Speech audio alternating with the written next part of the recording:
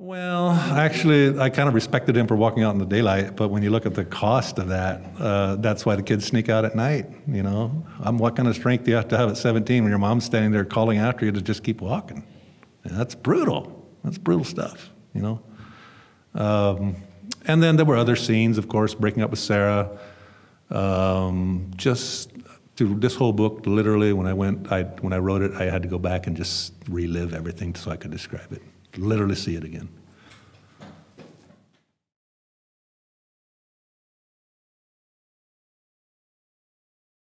Yeah, the Amish world certainly knows it's there. I don't think there's any, even the Schwarzen Troopers, I think, are, maybe not everyone, but it's everywhere in every community. The more conservative ones tend to be hostile towards it, and the more progressive ones, especially around Lancaster County, where I live, some of my closest friends, it's pretty ironic. I had this hard a time breaking away, and that's the whole book's worth. Finally bust away, and 2 or 3 years later, I go settle in the middle of Lancaster County. You know, it's like, what kind of sense does that make? But you know what? It's a cultural thing. I'm very comfortable living among them. I simply can't live like that. And I'm happy to, I want to be around them. You know, it's just, I mean, it's a part of my culture. So my friends and much of Lancaster County was very open to it. My friends were completely receptive to it. Many communities, again, it's a mixture. Some are a little standoffish, others are hardcore against it, and others are very welcoming. Most of the people that are really hard against it have not read it. They're taking somebody else's word for it, you know. And the ironic thing is, I left from Goshen, Indiana, which is a community up in northern Indiana, a large community, and I actually treated them quite well. And for some reason, that entire community has been extremely hostile to the book. They will not buy it or read it. So I don't know what the deal is there. So it varies, you know, but they know it's there.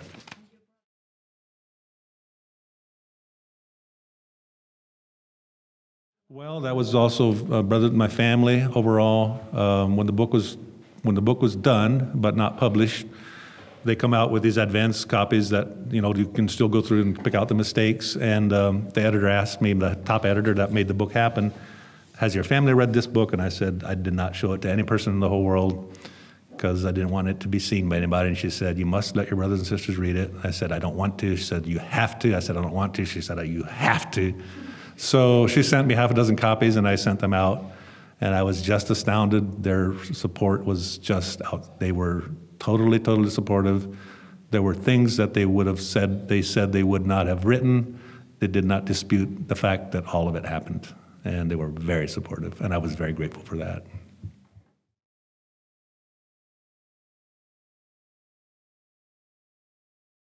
What I had suggested when I was No Pictures, Please, skits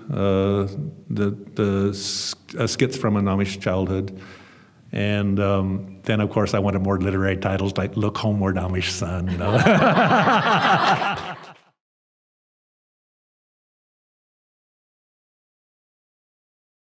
Right. Well, they're Anabaptists, so that's a rebaptizer, so they would believe in adult baptism, that you make the choice to do it yourself, not as a child. And then they would profess belief in Jesus as the salvation, certainly preach that. And the thing that I had a hard time with was that it had to be inside the culture. And I'm not saying it's explicitly preached, it is sometimes, but it is certainly implicitly taught that if you step outside the box, you will go to hell. And that was part of my problem. But they would certainly believe in salvation through Jesus, you know. And there are many sincere Amish Christians that I do not doubt I doubt not at all that they are sincere and they're true believers. There are many also that are depending on the culture to save them.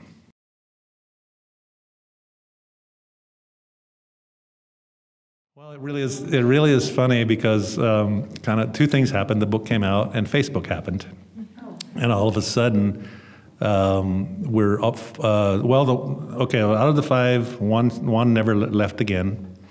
And he stayed and he got married. He has 13 children. He's a preacher.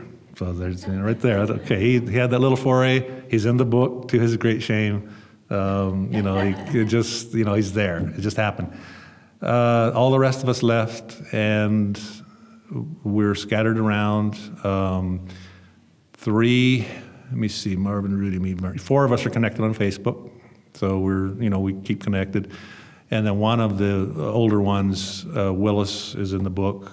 He's in Florida, he's not on Facebook. When I was down to see my father in February, his brother told him I'm there, and he came over and saw me. It was the first time we connected in 31 years. And he had the book, and he knew it, he had read the book and all that, but we just hadn't connected. So yeah, we are connected, and and also what happened last summer, we had an ex-Amish reunion in Bloomfield for anybody that was ever Amish there that had left, and probably 150 people showed up, and 4 of us were together, all of us were together for the first time since 1981. So 2 were missing. And that night, we got in the truck and we went past all 4 of our places, and talked about how we left, and it was just really powerful.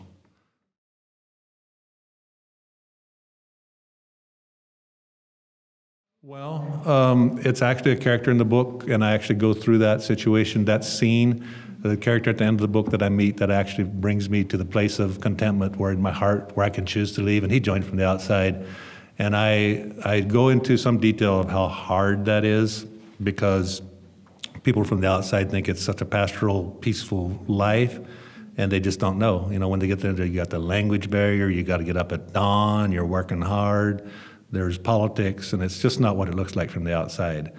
So it's very, very hard, and I've seen many, many dozens try. I heard you say maybe 50 people today, or that's your estimation, that joined from the outside. I would have thought that was a little high. I'm not disputing it, but it is not many people that make it. They just don't make it. It's so hard, but it can happen.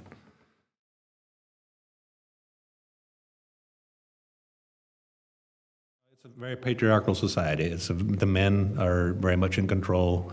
The women, I don't want to say they're suppressed, but they certainly are secondary when it comes to making the decisions. So I think that's probably lightening up in some of the larger communities where the women have more influence over their husbands, but they will never have a voice in the church, like in church. It's just not going to happen, because there's scripture that says that a woman is not to speak in church, and that's what they're.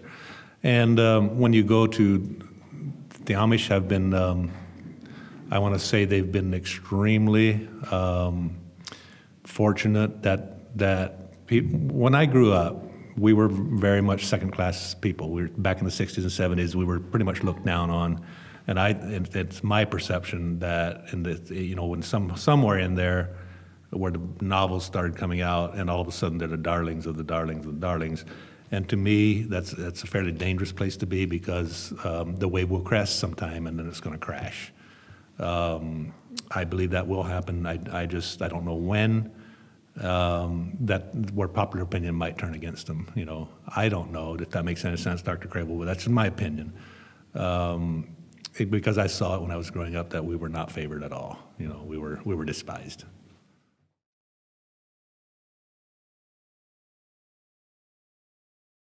Well, the one thing I really respect about the culture is that it doesn't matter. It's not going to matter when the public opinion changes. They will remain who they are.